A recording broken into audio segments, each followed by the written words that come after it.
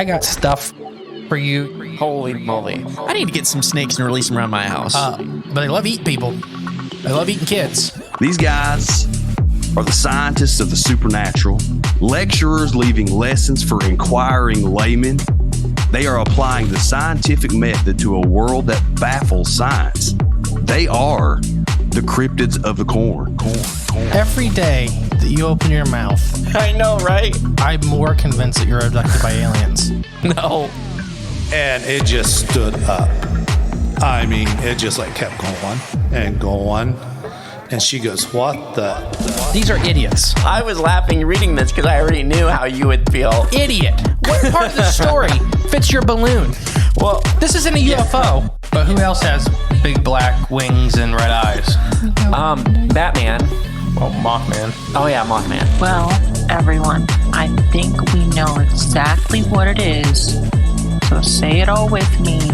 It was the sandhill crane. Would you try it? No. You wouldn't eat it? No. Why? Because they're probably toxic. There'd be a lot of poop in my pants. I've seen a 6-foot alligator go swinging through the air and slam into a tree.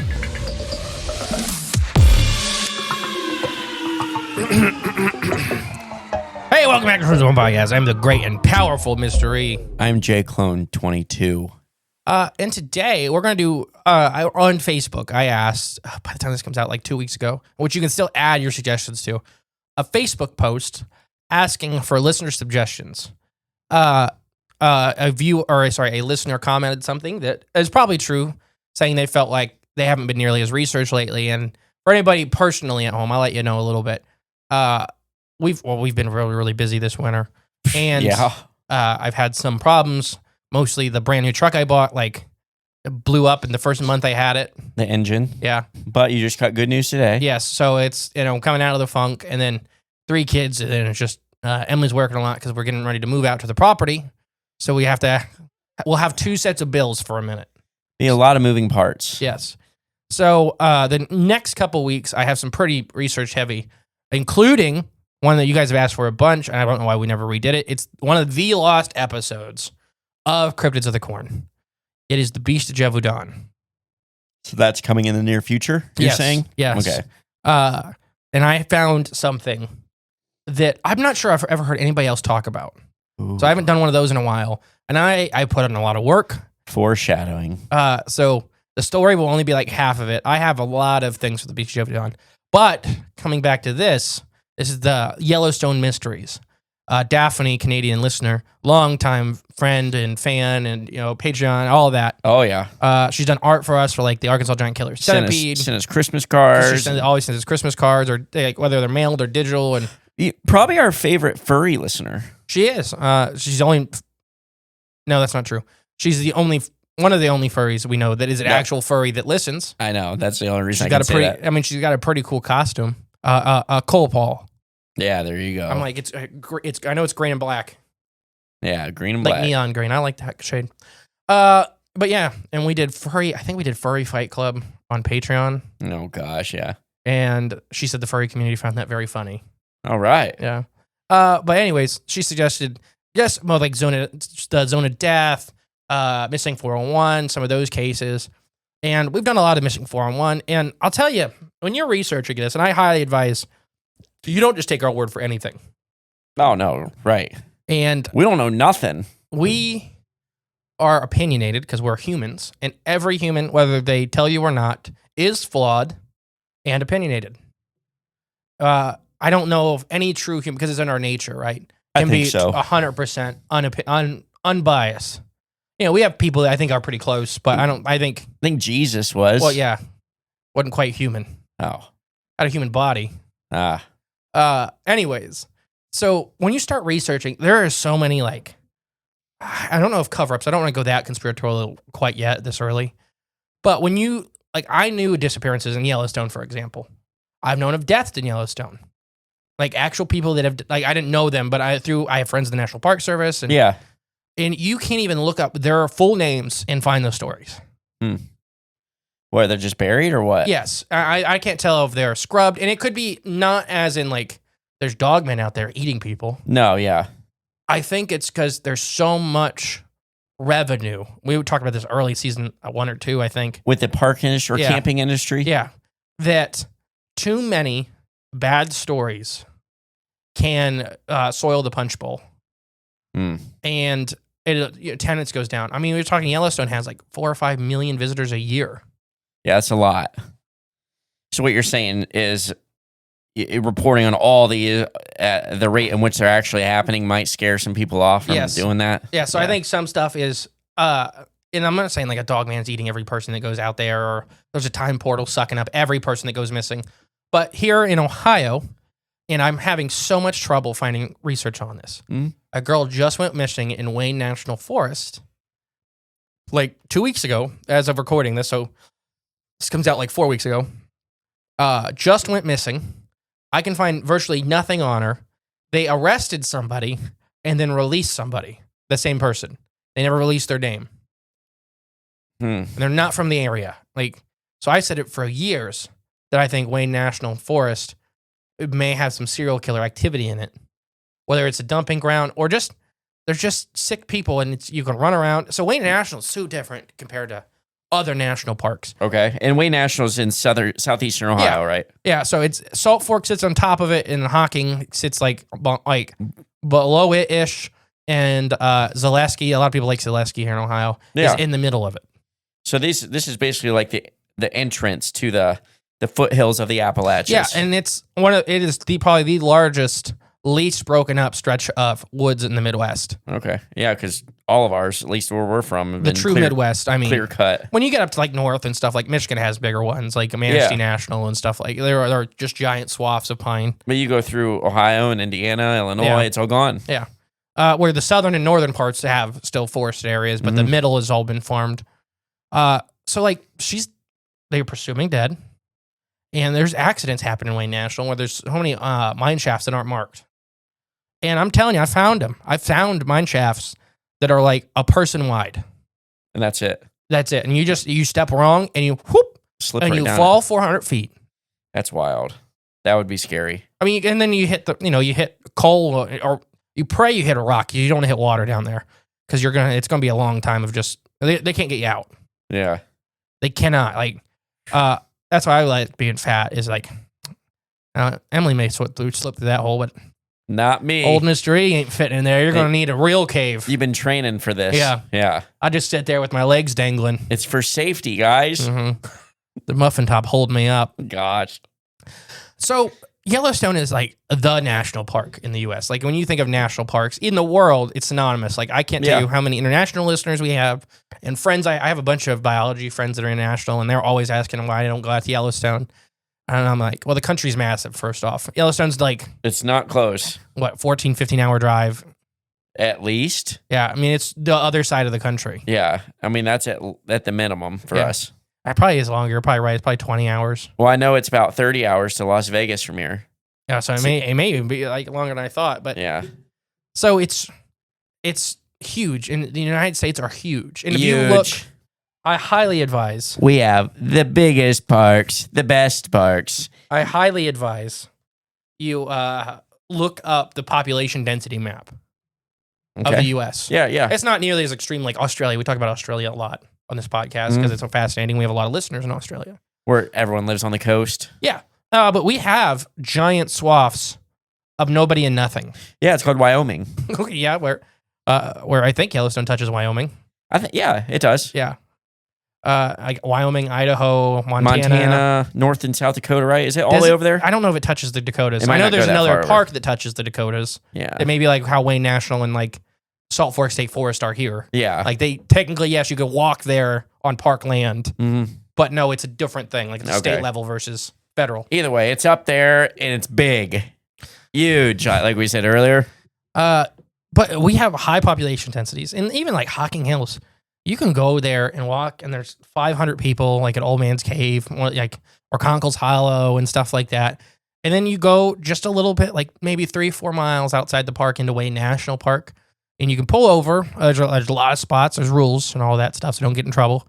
But you can walk all day and see nobody. Yeah. Like we used to go back there and fish this little place called Frog Pond, and it just had bluegill in it. It was just fun because it was like on top of a mountain back there. Yeah, it's just a nice place to go to. Yeah, it was relaxing. But we walked probably 2 hours to get there and 2 hours to get back. It's worth it. Yeah, and it was just fun. We just get up there and... Who wouldn't want to go to Frog Pond? So Yellowstone has a lot of mysteries, everything from Bigfoot to portals to time slips to a lot of disappearances that you can't really find anything on. And please, people, if you have more information than I have, please send it in. Oh, yeah. But the first thing we're going to talk about is the zone of death, which I thought was a joke. Okay. There's a lack in my knowledge. Daphne specifically suggested this part, and I haven't watched it, but the Dutton Ranch TV show. I don't know if I know what that is. Gosh, now we're gonna get yelled at because it's extremely popular right now. Dutton Ranch? That's the people, but it's that live there. Yeah, Okay. they're right on the edge of Yellowstone, and they're always having a problem with Yellowstone wolves and stuff like that. Oh, okay. I don't watch TV. But they're used in the show a lot. They use the zone of death. So the zone of death is 50 square mile area in Idaho section of Yellowstone National Park, in which results in the Vince Age clause in the Constitution of the United States, that a person may be able to theoretically avoid conviction for most major crimes, including and not limited to murder. Wow. So it's like international waters. There's just I've seen videos of like lawyers going over this and arguing and like of the actual like legal ramifications behind it. And there's another one in Texas, I believe. It's called like No Man's Land. It's a much smaller. It's not 50 square miles. So 50 square miles is size of like a small state. It's pretty big. Not a small state. Well, maybe Rhode Island. I mean, yeah, some of those east, but I mean, like a lot of people can live in 50 square miles. Oh yeah. Oh yeah. So a person may be able to commit murder. How many people you think go out there just to do like? Here's one for one of our specific listeners. Go out there to do tax fraud. And like, I did all my crimes out there. Right, Good luck. I don't know, but that's smart. That's a good idea. What if you file your taxes wrong there?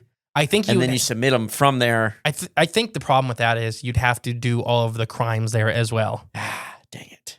The United States District Court of the District of Wyoming is currently the only United States District Court to have to do jurisdiction. Man, I can't read today. Over parts of multiple states. Only one. Huh.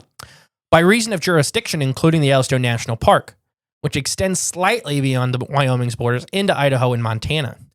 In this regard, the federal government has exclusive jurisdiction over the park, so crimes committed on the park cannot be prosecuted under any state laws. So it's its own, like, law, basically. Yeah, it's under federal law. Now, is that just the whole park, or is that just the Valley of Death? What'd you call it? The Zone of Death. The Zone of Death. So that's the park. So we're getting to the loophole here. Okay. So the park itself is the only, like, one of the only places in the U.S. to have its own triple state, like, circuit court. Yeah. Trials in the district court, sorry, not circuit court, district court. Trials in the court are normally held in the federal courthouse in Cheyenne, Wyoming. However, the Sixth Amendment of the United States Constitution decrees that the accused shall enjoy the right to a speedy and public trial and by an impartial jury of the state and district within the crime shall have been committed. Okay. So, real carefully, remember, it's all about semantics. Right. Wordplay. The jury of the state and the district. So both of them. Nobody lives there. Right. Technically, right. It's a national Public. park. Yeah. Because of this, charges for criminal allegations have been committed in the area in this park in Idaho have been tried before a jury consisting entirely of residents of the area. Since the Idaho portion of the park is uninhabited, the jury of the residents of both the state and the district could not be employed. So there's nobody there in the Idaho section. Nobody lives there. Okay. So you can't get a jury. So under the Sixth Amendment, you legally have to have a jury to be charged of a federal crime. Right. You have that right. Right. Of people in the area and district you committed that crime. Right. That makes sense. I'm following. I'm just saying this is like this is where it gets like the loopholes, you know, right, fighting. Right. But there's nobody lives there. So what are you going to do? So you can't have a jury. Yeah. Means you can't commit a crime. As the Constitution guarantees the right to a jury trial, which is specific in 3 separate times, Article 3, Section 2, 6th Amendment, 7th Amendment. The defendant facing any felony or misdemeanor even charged will be unable to receive their constitutional trial. and therefore cannot legally be punished regardless of their guilt or innocence. Aha. So there is one way around this for the government to be on the government side. Let's just shoot them. Well, I mean, I guess that's the other way. I guess there's two ways. But the one, they just got to declare you a terrorist. Then it doesn't matter where you are, where you committed the crime, as long as they call you a terrorist, domestic terrorist, eco-terrorist, it doesn't matter. There is a lot of that in the Yellowstone. As long as you get that moniker labeled over you, they can arrest you and you have no right to speedy trial or nothing. So the constitutional loophole is an area in which was discovered by Michigan State University lawyer and professor Brian C. Clark. Or Clark. I can't say his last name. We're just going to go with Brian. While he was planning to write an essay about the technicalities of the Sixth Amendment. So he's doing this for college, and he's like, I'm going to write an essay or whatever, which entitles defendants to a fair and or quick trial. He would then, about a hypothetical place where it's not enough eligible citizens for a jury, and theorize there could be no trial and therefore no punishment for major crimes in the area. He later realized that this place actually existed. Huh. So he kind of like theoretically created, he's like, if this kind of thing exists, you couldn't charge somebody there. Right. Because of how everything is written. Right. And then somebody else was like, I think that exists. Like by definition. The essay is which called The Perfect Crime, was published in 2005, the Georgetown Law Journal. He feared that so when he made this, he feared criminals might read this essay and commit crimes in the zone before the loophole was fixed. He's like, poopy. He published it and he's like, but still, everybody's just going to drag people out there and murder people. I was going to say, there still needs to be people there to commit a crime. Let's say you drag a person you do not like out there to kill him. Yeah. You're only going to get charged with human trafficking because you brought a person there against their will. Right, yeah. Not the murder that happened in the zone. Right, yeah. And we know from, at least here in Ohio, human trafficking sometimes doesn't get you anything. Yeah, unfortunately, that's true. So that's how, I could see that. Or you go out there and, making meth, I'm sure is a whole big different crime than, selling meth. Oh, I bet you it is, yeah. And I bet you it's like Breaking Bad, basically. Yeah, so driving the RV out there. In their underwear, yeah. So you could do that and you get charged with the lesser crime of, leaving the area with it. Huh. Popular discussion often alleges the crime is legal in this zone, although he clarified that the problem instead represents the reason why it might be harder to prosecute somebody for it successfully rather than it being legal. Okay. So that's another semantic. Is yes, legally, it is illegal to commit the crime still there. Right. It's just prosecuting somebody is going to be the difficult part. So, you might as... So that basically is just saying that's a semantic. Crime is not legal there. Correct. Though, when they catch you, they're going to have a lot of trouble prosecuting you. Prosecuting a crime is difficult. Yes. So they're going to hold you for a while in a big fish tank. But you have a right to a speedy trial. But what does that mean? It means that they can't hold you there forever, and it means that... But speedy by who? A Greenland shark? A bowhead whale? Oh, by a jury. You need a jury there, and there's where does it say humans in the Constitution? Oh, well. What does speedy mean? Fast. Yeah, for a fruit fly, that's 30 minutes. Oh, no, that's long for a fruit fly. That's what I'm saying is you got 3 seconds. And then for a bowhead whale or a Greenland shark, it's 2-3 decades. Yeah, I think all the Constitution, though, implies humans behind it. And implications are not legal. But yeah, anyways, the minor crimes committed in the zone do not require jury trial and are subject to prosecution. So if you get a misdemeanor or anything there that does not need a trial, they're going to get you. Okay. They're going to get you. So it's the big stuff. Yeah. In addition, a felony committed in the zone could still potentially be subject to civil litigation. The criminal could also be prosecuted on conspiracy charges related to planning a crime and traveling to the zone. So that's kind of what you mentioned is that terrorist label. Yeah. If you have plans, actual plans to go there and murder or make meth or, brew moonshine, any of that stuff or cut down the forest. Avoid taxes. Yeah. If they can prove that the conspiracy to commit the crime, yeah, you're also going to be prosecuted. Yeah. The man always on your back. Yeah. Just waiting for you to slip up so he can get you. I don't know. I just had to let that out a little bit because it's true. So, yeah. So after Brian discovered this loophole, he worked to have Congress close it. He's like, guys, this is like, now that I accidentally released this essay out, Yeah, we got to fix it. This could be bad quick. Yeah. Like, because there are going to be people going out there to shoot their ex-wives and stuff like that. Like, I don't got to pay alimony. She's dead. Yeah, convict me. Yeah. Prosecute me. I dare you. He suggested that lawmakers in Wyoming that the zone of death be included as part of the federal district court for the District of Idaho, instead the Wyoming district, which would fix the issue. Okay. Because then there's people that live there. Okay. At least it would fix the issue of Finding a jury. yes. Because once again, crime's not legal there. That's the misnomer. Yeah. Prosecution is difficult. Yeah. But yeah, I mean, I've heard people say it's like legal. Like, There's no one there to prosecute you for doing these crimes, but Congress ignored him. They just are like, no, it's fine. so they want it. In 2007, author C.J. Box wrote a novel called Free Fire that featured the zone, which Box hoped would increase governmental awareness about this. Okay. So he's purposely like making like a mockumentary book about like what could happen out there. Okay. The novel did succeed in altering Wyoming Senators Mike Eritz to the issue, but Eritz was unable to convince Congress to discuss it. Okay. So the book did work with their local like governor. It got him in there, but the rest of the senator. Okay. And then the Congress still like, no, that's a lot of work. Yeah, the Senate. That's a lot of work. It's vacation time. Yes, and we have to protect. We have other people to protect right now. Although missing people or person cases nearly have attracted some media attention in this area, no known felonies have ever been committed in the zone of death since the discovery in 2000 as of 2026. Sorry. No known. But there's a lot of missing people. This is one of those areas that has a higher than average amount of missing people. And it does not get reported very easily. That's, like I said, emphasizing no known deaths. A lot of people go there and never come out. So they're not dead. It's like a retirement village back there. Yeah. So I'm sure it is.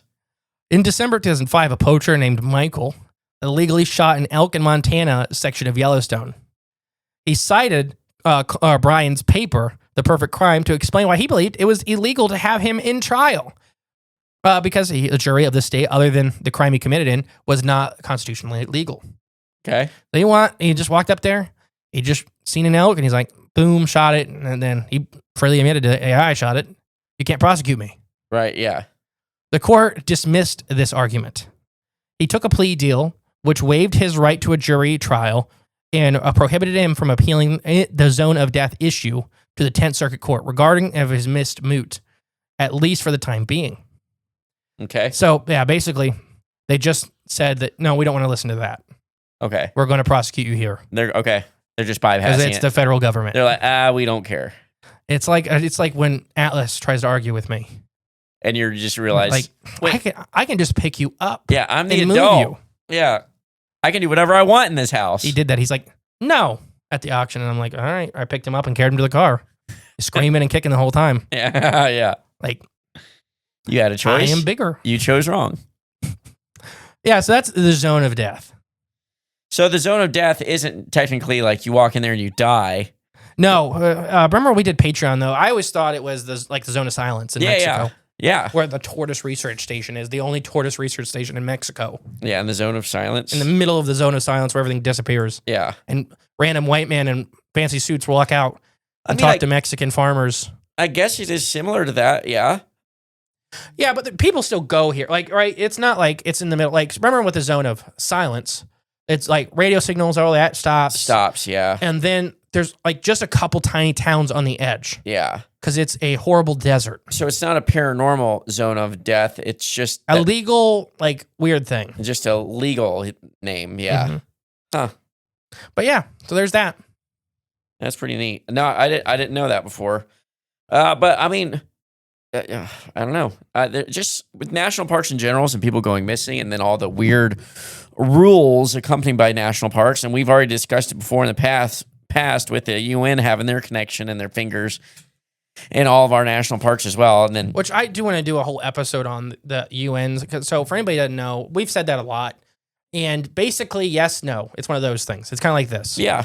It's a yes/no thing. No, the UN does not have absolute control over the U.S. National Park Service. The U.S. National Parks are part of like the heritage sites of the world heritage sites. So they can have a say and help in like operations and preservations. Mm. So that's the legal mumbo jumbo of that kind of like. I mean, that's a watered down. I'm not a law expert by any means, But it just gets weird when you go to these national forests or parks, and in the middle of them, UN vans. yeah, there's just unmarked white UN vans in the middle of them, in a parking lot in the middle of nothing, nowhere. It's just weird. And a man's walking a 12-foot tall dog. Well, I don't know about that. Looks like a rigging. I'm gonna stick to what we know has been seen. All right, ready for the next thing? Yeah, do we? Before we jump into the next one, if I was lost in the middle of the national forest or national park or whatever, Yellowstone, and I was that guy that shot that elk, you know what I would do? Before they tried me on trial, I would have cut it up, quartered it, and sliced up and cooked it over the fire with some Flavors of the Forest Bigfoot breath. You can find it at flavorsforest.com/corn and get you the best garlic dust. Basically, a freeze-dried garlic powder you can put on your food, and it is the best, highest quality garlic powder on the market today. That's Bigfoot breath. You can find it at flavorsforest.com/corn. The elk thing made me think of this. Do you remember that poacher that one of the worst poaching cases in the U.S. just got caught here in Ohio? Yeah. Yes. He had like 3 or 4 elk from Yellowstone. Oh my gosh. Yeah, I don't know if we ever discussed that on the main show. We probably haven't because it's still pending, and I will do a full episode on him once he's convicted. Yep. More foreshadowing. Because he's my family's ran into a bunch on their land. Oh yeah, he's local to us. But I mean, he does it to everywhere. But he just lives here. That's what I'm saying. Yeah. But he does it. I mean, if he had animals from Florida and Yellowstone and poaching. Wild. All right, so we're gonna talk about Bob Action Johnson's Bigfoot encounter in Yellowstone National Park. Bob Action Johnson. Mm-hmm. Jackson, sorry. Oh, Bob Jackson Johnson. Wait, Bob Jackson? No. Bob Action Jackson. Oh, okay, that's better. My dyslexic brain doesn't like how close those words are to each other. Bob Action Jackson. Action Jackson. That's what we called. That was a nickname for one of our friends back in high school for football. Bob Action Jackson? Not Bob, just Action Jackson. Oh. His last name was Jackson. In the late 1970s and early 1980s, Yellowstone National Park's vast wilderness was a stage for numerous mysterious wildlife encounters. So it ain't just the zone of death you got to worry about. There's not just Bigfoot and other things. There's monsters and staircases and portals and Bob Jackson. And Bob Jackson's out there wrestling it. Yeah. Among the rangers who patrolled these remote areas was Bob Action Jackson. Nice. Almost always known by friends and even longtime park fans as Action Jackson. All right. So he's kind of like a celebrity. Like, yeah. People would kind of go out like how some people do for like Bigfoot knocking hills. Right. Like you kind of know he's out here somewhere. And so when you see him, like, that was really cool. His reputation for enforcing park regulations was legendary, earning his admiration from park supporters and notoriety from scofflaws and outfitters. Jackson, who retired in 2004, was one of the few who knew Yellowstone's backstory immediately. It was during these years Jackson experienced a series of events that would leave him questioning the known wildlife of Yellowstone. This is a guy, right? So we talk about Bigfoot and other strange cryptid sightings. And one thing I don't like that a lot of people do, specifically law enforcement or government agencies or anything like that, what do they first thing they do is they kind of like discredit the person. When it comes to Bigfoot or something strange, cryptid related. No, so like when it's a park ranger or a cop or a pilot, we look at it a little, not, how do I say this? People look at it a little more seriously. Because they are risking / losing respect and sometimes jobs. Yeah. Over them saying, I seen a Bigfoot, I seen a dog man, their UFO flew over. I don't know what it was, but can affect their livelihood, their income. Yeah. When like me or you, they just pick on us at the bowling alley. Right? It's all it is. Gosh. It's still just some people. No, but they're just not different. Wise. Yeah, it's different. So one day while riding up Fan Creek in Yellowstone's northwest corner, with an outfitter, Jackson heard an unusual, haunting sound. It was a continuous noise that filled the entire valley, resembling the cries of 1,000 elk in distress, as he would call it. So it was one of these sounds, and I mean, obviously, it's 1970 something. There's no recording of it. He was backpacking with an outfitter. Yeah, but that sounds frightening. And this is a guy that's been out there for decades. Yeah. Knows every wildlife out there. Has run in with, big bears and wolves and, mountain lion and elk. 1,000 distressed elks. 1,000. Oh, that's a lot. Well, it's like, what I imagine is the whole valley is vibrating. Like that sound. Because one sound of elk is scary enough. Very scary. If you don't know what it is. Like loons and elk, I think, are the scariest sounding North American animals. Loons? Yeah. I guess if you don't know what it is. Not their, little whippoorwill call. Yeah. But their big, screech they do early morning. Okay, yeah. Will scare the bejesus. If you don't know, that's a loon. Yeah, exactly. If you don't know. And it's foggy on the lake, and you see a big splash, and you're like, yeah. You're like, oh, a dragon's coming to eat me. That's just what's happening. A dragon. Well, you don't know. No, you're right. But yeah, so I imagine just everything's vibrating with sound. Okay. Now, does that sound like anything? I mean, Bigfoot, infrasound. There you go. There you go. Okay. So, and I don't have proof of that. But that's kind of, when he describes the sound, that's kind of what I picture. You better credit anyone that, you may have taken that idea from. Oh, yeah. Where it sounds so loud that it's because it's actually vibrating the bones in our body and the fluid in your eyes and stuff like that. So it may not actually be as high as a decibel as it feels it is. Right. When the frequency is what's bugging you. Because there's different theories about that, shaking that fluid in your eye, and there's vitreous fluid in your eyes, and there's aqueous fluid in your eyes. And one of them's like a gel, one of them's actually fluid and liquid. So you don't want to mix the two up when you're trying to explain that when it's your own theory. It's important. It was a continuous noise that filled the whole valley. It sounds like 1,000 elk in distress. This was unlike anything Jackson had ever heard in his extensive time in the wild. A couple weeks later, while coming out of the Sportsman's Creek, Jackson had another eerie encounter. His horse, highly agitated, signaled the presence of something unusual. So his horse is just as trained as he is. This is a backpacking horse. This is, a mountain riding horse. This is one of those animals that is highly, highly trained, and you respect it just as much as as it respects you. Gotcha. Like it's a tool. And when we talked about Teddy Roosevelt's encounter, they talked about the horses too, and even the Patterson-Gimlin film. It got all riled up. The horse got all riled up, Yeah. and it was in plain day. Yep.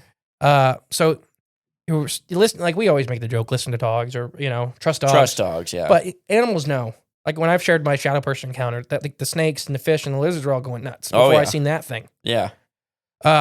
So they know that something's not right. They know if you know how to read animals. Yeah. I think that's the trick, is having a relationship with them. They know how to understand them. His horse, highly agitated, signaled there was a presence of something unusual. Peering down a steep side hill, Jackson spotted a deer bolting through the meadow, followed by an extremely large, black, bipedal creature with arms that were too long. Okay. So it's down the steep embankment. There's a white tail just booking it for its life. And he sees this giant, hulking, bipedal creature with long, swinging arms. In pursuit. Mm-hmm. The creature, which Jackson initially mistook as some kind of bear, moved extremely intelligently, as he would put it, using its it's the thickets for cover as it tried to evade him after it seen Jackson. Huh. Okay. So once it's seen he was being watched, it's still got to move across this opening and is trying to get the most of its body covered as it can. It wasn't running in a straight line like a bear would either. Instead, it appeared to be deliberately seeking protection as it fled, which struck Jackson as highly unusual.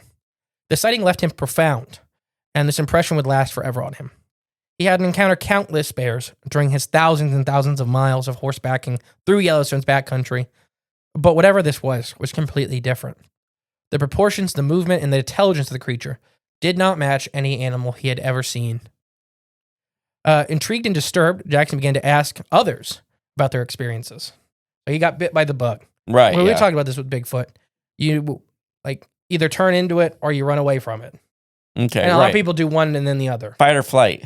I won't mention his last name, but our good friend Greg was like that. And it's like, because that's how I was. Yeah. It's just you turn away from it. I didn't see it. It's not real. And because somebody just talked to me this weekend about, well, how come more people don't have paranormal encounters?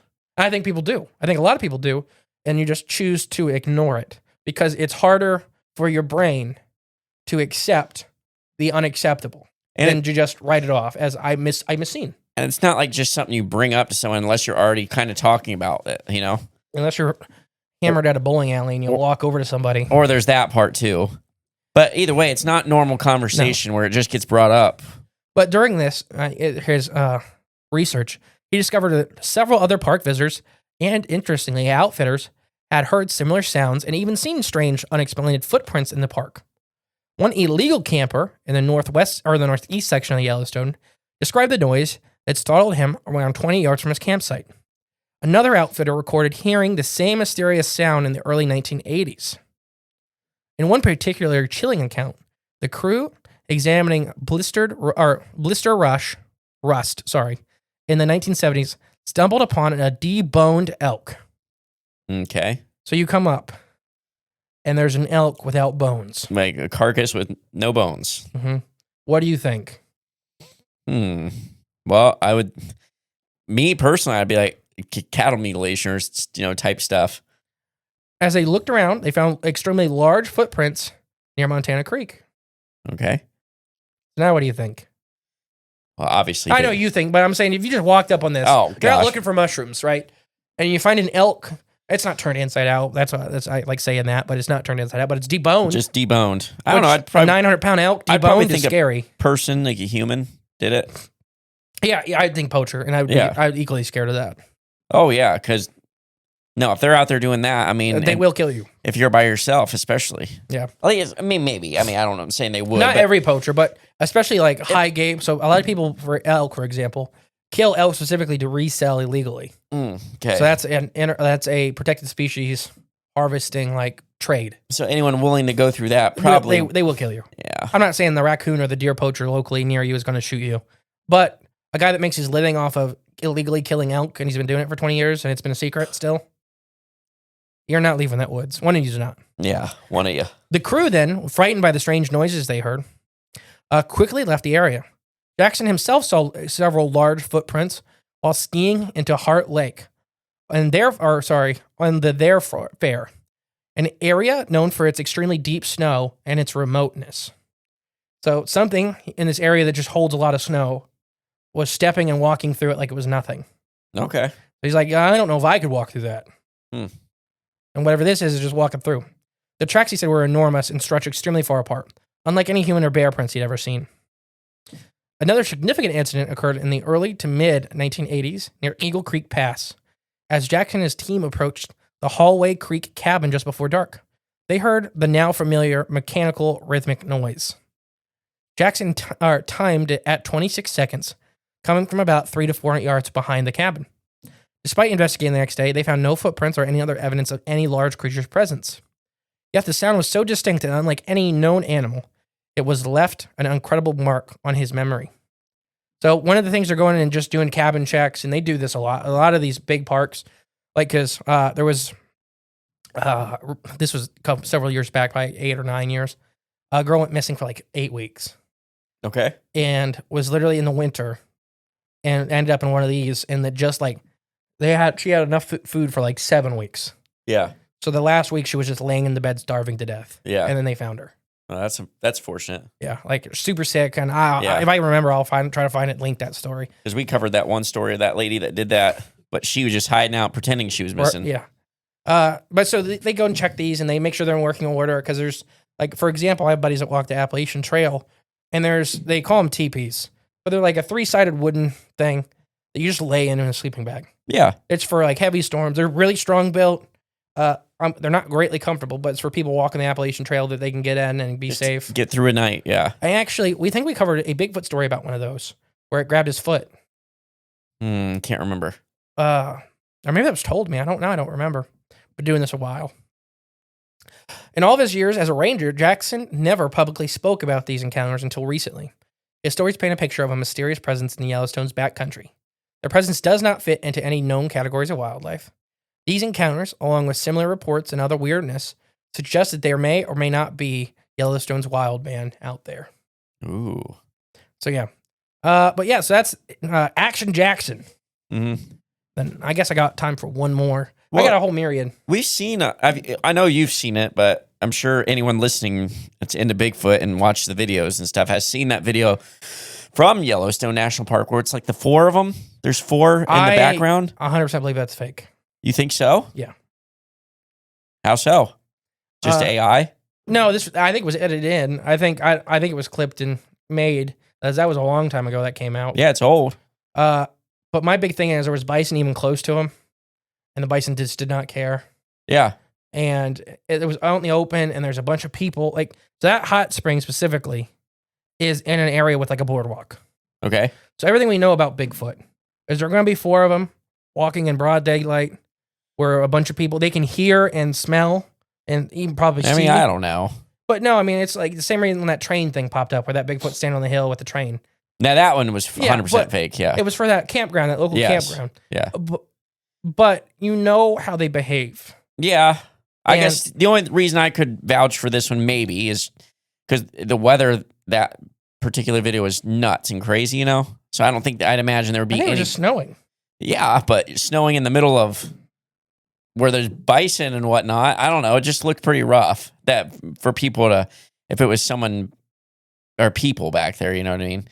If it was faked, it'd have to be digitally edited. I think it was. I don't think it was people. I don't think it was real people in costumes. No, yeah. I'm not saying that at all. I know. I'm just saying if it was, yeah, but that'd be the only way it'd have to be edited in. That's from behaviors, right? That's where my first thing is like, I mean, every story that I've believed, that or even video evidence I believe, like they don't just stand out there and let you look at them, especially a group of them. There was little ones and big ones and...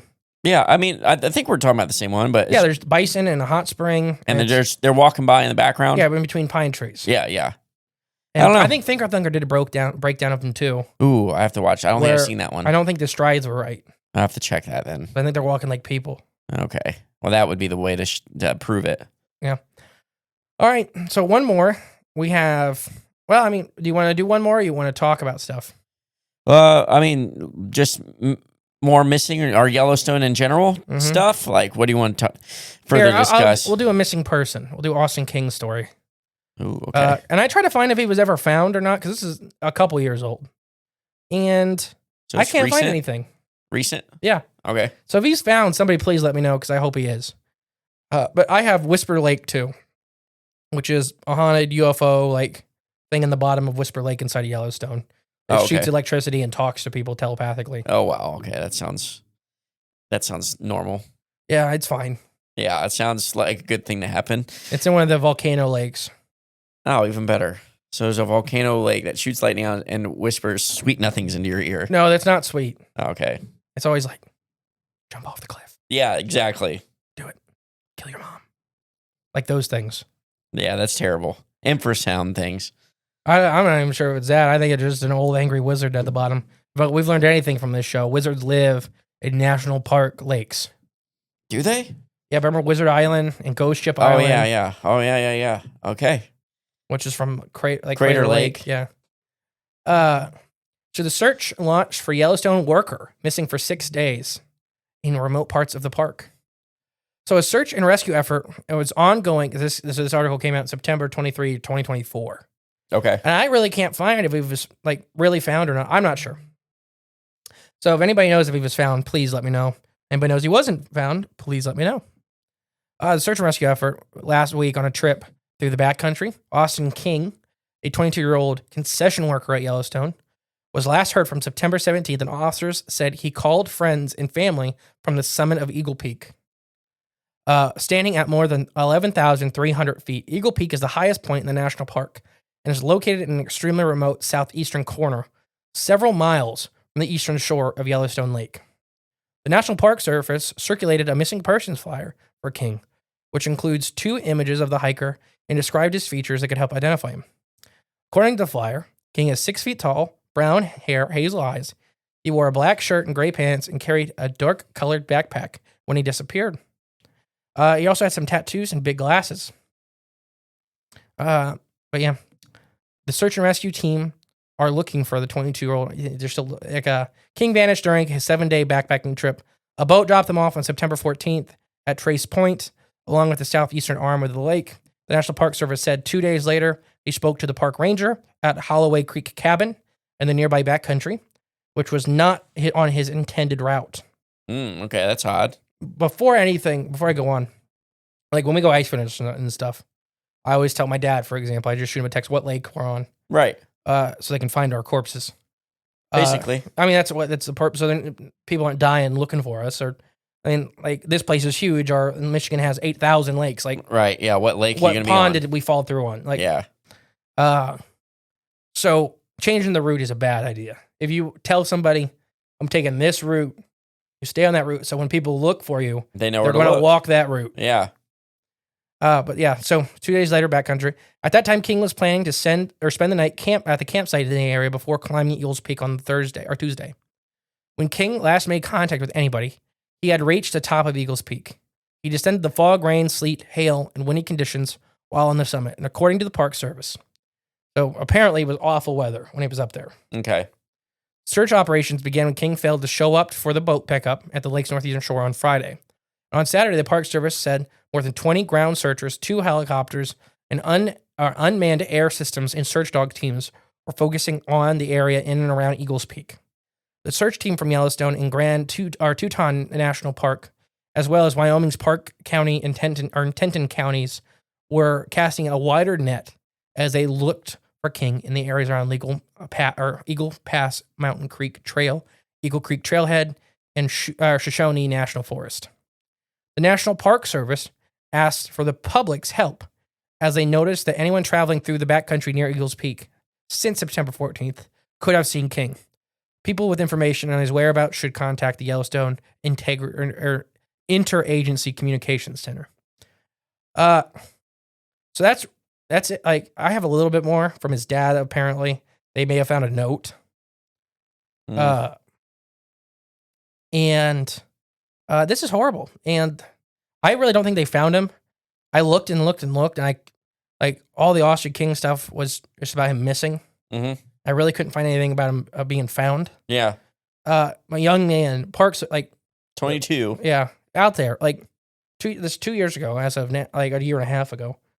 So dad of the Yellowstone worker who vanished, this is a month later, he says he shares an eerie note his son left on the mountain. That's weird. Okay. Now, I don't know I've read this and I don't know how I feel about this.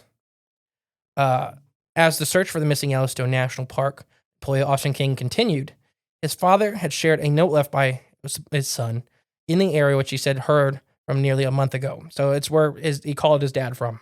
Okay. In the note, which was left at the registry directory entry at the top of Eagles Peak, which is like a little box you can put stuff in. Okay. King 22 described the intense weather conditions he faced. According to the copy of the message, his dad shared with Cowboy State Daily News, the message was dated September 17th, which is the day he was last heard from. Okay. Here's what it says. I can't feel my fingers, and my glasses are so foggy from the ruthless weather on the mountain. I truly cannot believe I am here after what it took to be here. I endured rain, sleet, and hail, and most wind I've ever felt. I could not see Eagle for most of the day due to the most fog I'd ever seen in my life. I fear so only too many cliffs to get here and walk up a peak, or the connecting peak, aka not the right path, he continued. Life is so beautiful. Get out and live it. One of the last things he wrote is, it's basically, it's too cold and I can't feel my fingers anymore. Interesting. I don't know. Would you be writing all that stuff if you were fighting for your life? He's real. He's a person that disappeared. Yeah. He's got a real family. His dad is still looking for him. I can find that. There's active GoFundMe's. There's so this station they're talking about, it's like a board. It's you've seen him at park entrances. Oh yeah, yeah. You pin it up to or something. Yeah. So if he's huddled behind that thing, you could scrawl some kind of message like that. Yeah, because his phone's not working anymore. Yeah. And he's got to try to walk down. That's talking about all the peaks. Yeah. He took the wrong path up. Yeah. So he had to kind of peak hop. And it's so foggy, rainy, and icy. He's basically, in my opinion, wording it like, I'm going to have a lot of trouble trying to get off this mountain before I freeze to death. Yeah. And I wanted to let people know, what's going on. Yeah. Yeah, I guess I could see it that way too. So I added this because there's a lot of mysterious disappearances in national parks. But there's also a lot of natural phenomena, as in the cold, the weather. I think people can really think we are indestructible beings because we live very sheltered lives as modern humans, especially here in America. Oh, yeah. And I'm very thankful for our lives that we have. It's so I think, and I've plenty of friends that have done the Appalachian Trail, and the first bad time they've done it, it changes their whole opinion on life. That one snowstorm Makes you feel vulnerable. can kill you. Yeah. That's all it takes. Yep. Is to get caught. You're 20 miles from shelter. It's getting foggy. It's sleeting. You don't have the body heat. Right. You got to walk down a mountain. You got to cross a river. Yeah, that would suck. Like, you know what I mean? Like, What kind of crazy people do things like that? well, we're talking about a young dead man, I'm presuming. I meant our listeners right now. Oh, we do have some. I know. Robert aiming at you, sending pictures from 8 feet of snow on the top of a mountain. That's exactly who I'm targeting. So I guess why I added this is I wanted to really highlight people looking for Austin, and that it does not have to be Dogman or the government capturing people, Right. Or aliens. or Bigfoot, or you can fall down a hole, you can slip off a cliff, you get caught like what appears to happen to Austin. You can get caught in a bad weather zone, and that's it. Yeah. That'd be the end of it. There's nothing you can do. I've done a lot, like especially with rivers and currents and stuff like that. I've been on basically giant pushes of floodings, and I mean, when you got pulled to that culvert, Oh, gosh. Yeah. Terrible. Scary. when you feel, The force of nature. yeah, I mean, and it's just how you can't do anything. Yeah. You. And so I feel like Nothing. with national parks, and this may be, like we said, we're wrapping it all the way back around to the beginning, why they may be covering it up for non-paranormal reasons. Yeah. Is it's still the money. It's a big industry. Yep. And if you don't feel safe, you can't, you're not going to go. So I used Hocking Hills because it's one near us. But like Hocking Hills, when that lady got killed, that piece of wood, 2 kids just kind of pushed it over and it hit her and killed her. She was like 24. Be that. And it's a cliff. Like, that it's just, vulnerable. and people falling off of Old Man's Cave. Yeah. Like, it's Oh, yeah. just there. Like, you can just walk off it or slip or trip Yep. on a route, and that's it. And it's big. Like, And you're going to fall 100 feet and hit a rock. exactly. Yeah. Or like Wayne National. Mhm. All the missing people in Wayne National. And I have problems with the tunnel theory, as in the mine shaft theory for Wayne National. But I'm telling you, I've walked past one that is not marked. Yeah. It has some plants or leaves over the top of it that Emily or you could just, and that'd be it. Slip right into. And you'd be gone. Yeah. And that would be it. Like, you'd fall 400 feet until you hit coal at the bottom. Gosh, that sounds terrible. And then get like a little bit of leaves and like a pitfall. Yeah. I mean, that'd probably be one of the worst ways to go, too. So I think it's a little bit of everything. I think the national parks are used to hide whatever the paranormal is, whether that's Bigfoot, Dogman, for example. The U.S. Forestry Service put their new house in Hocking on top of a ridge where the most Bigfoot sightings were in Hocking Hills. That's weird, ain't it? It's coincidence that they had to build it on stilts, and when there's a mile down the road a bunch of flat ground they own. Yeah. Yeah, we'll just put it right I'm just saying, here. that's weird. I don't proof that they've done anything untoward, but that's weird. We're quinky dink. And then, the UN and the stairs, which a lot of people don't believe, which is fine. And I think, it can even fall back on the Fae. And, we talked a lot about that. It's been a long time. But where the Fae, I do believe, are tied to the health of the ecosystem. And whether they're the mushrooms or not, and they're like the spiritual or astral projections of mushrooms. So these are it, right? This is like when you talk about mycelial network mats that are highly developed and been around for some cases, like Bob, 40,000 years or more. Yeah. Where there are these giant complex things that can probably force energy and perceive reality differently than we can. And they probably cause, to our dismay, paranormal events that we just can't perceive. Another episode we have coming up really soon is how our brains and eyes lie to us. And there's a lot in that about, I mean, I start very scientific and we get into the very paranormal at the end with just how that science and magic looking from the outside in is just, the only difference is understanding. Yeah. Watching orbs of light come out. I was just watching a plasma generator where it reacts with biology.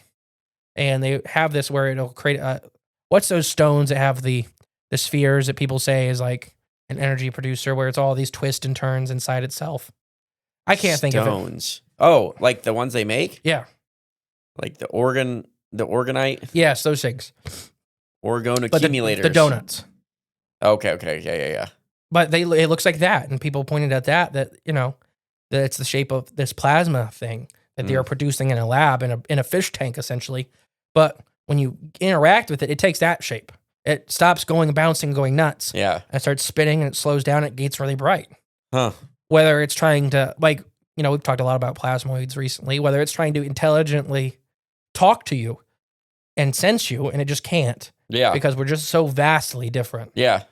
Or whether it's just reacting to your ions, you know, it's just reacting to your magnetic field. Your presence. Yeah. Like more like a shark versus, you know, a person, where they can sense you even if you're behind a cloth or whatever. Yeah. They know you're there, but. So with all this being said, I think there's a lot of mysteries in the national parks. I think Yellowstone, especially Crater Lake, Wayne National, I think every one of them, the land between the lakes. And I 100% believe the government knows what's going on. Whether they're behind it or not is a different question. Right. But yes, I think there are some of these parks are built specifically, like Helltown. It's specifically built to hold something like Hell. If anybody hasn't listened, that's a Patreon. That was an early Patreon episode, I believe, where this cult town, they all killed themselves and summoned something as the story. And you're not allowed to go there. Yeah, and so the U.S. bought it all up and put a big fence around it. And it's just out there. Helltown, Ohio. But, I mean, do you have any thoughts on national parks, Yellowstone, these stories? We'll do Whispering Lake, too, don't worry. Well, you had mentioned, I thought of something. You mentioned, like, the fungal networks, you know, projecting, you know, is at the fair or whatnot. What if some of these national parks are just areas where maybe some of these fungal networks have developed, you know, specific to that area to develop these weird, I guess that's what I was getting at. Psychological things. It's the last place that they're still able to. Yeah. Or that they weren't destroyed with crops and plows and concrete, severing the networks. You're right. And it's very similar to like James Cameron's idea with Avatar, as in the tree mother isn't like a quote unquote god, but it's like a giant tree or fungus that inhabits the whole earth and is connected to everything. And that's why she doesn't like humans, as humans dig and mine metal, which severs her roots, which severs her connection. Makes sense. Well, it's like it would be like somebody digging into your brain. Yeah. You wouldn't enjoy it. Probably not. Well, until you get far enough that you like, I don't care. Then you'd really enjoy it. I don't know if enjoy. I think, have you ever seen lobotomy patients? I don't think they enjoy anything. Oh, I guess you're right. Joy is kind of a big part of it. They just don't complain. Yeah. They stopped fighting back. Yeah. But yeah, so thank you, Daphne, for the suggestion. We got some more interesting episodes coming out soon, like the Beast of Done, and how our brains and eyes lie to us. And if you got any more suggestions, you can go to the Facebook page and comment below. We're going to try to get into more like research heavy episodes. It's just really difficult sometimes with 3 kids and life. Hey, but we're chugging along. It's happening. And if you guys, like I said, have suggestions, please reach out. We'd love to hear them. And I have an idea for a season finale, but I'm looking still for a season finale topic. If you guys have any that you would like us to do, please let us know. Dives. I need something that's going to last like 10 or 12 hours, maybe 14. Oh my gosh. All right. I've been the Great and Powerful Mystery. I've been JClone22. We'll catch you next week, guys. Bye. Hey guys, thank you for listening to Cryptids the Corn podcast. Remember, the best way to support the show is share it with a friend.